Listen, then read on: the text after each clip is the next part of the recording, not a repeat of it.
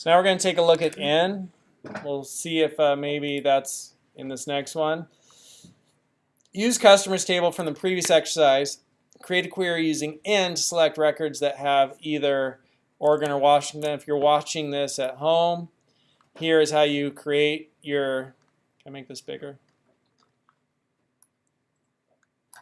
Here's how you create your database and insert the records, all that code there.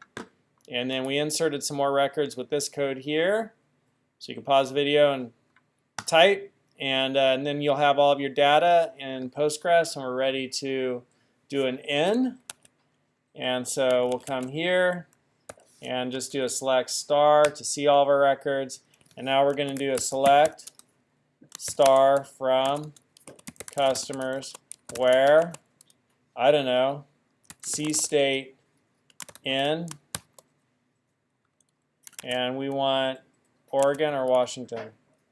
Oregon, Washington. So the state has to be in that list, that group, right? So we're selecting one of them where the state's in that group. Did I do the syntax right? Mm-hmm.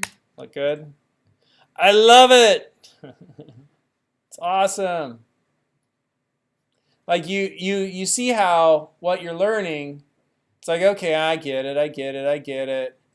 And you're going to not use it and you're going to forget it. But if you go and start looking for that internship or that job doing this stuff and then just work 5 hours a week, you know, doing SQL somewhere, it's like, cool, just I'm a query dog. Just keep throwing me queries to build because that's all I want to do. So I reinforce this stuff. Otherwise, you'll be like, knew it, forgot it.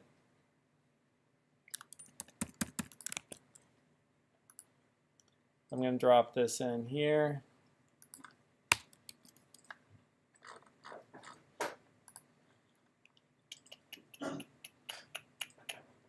And the next one's going to be like.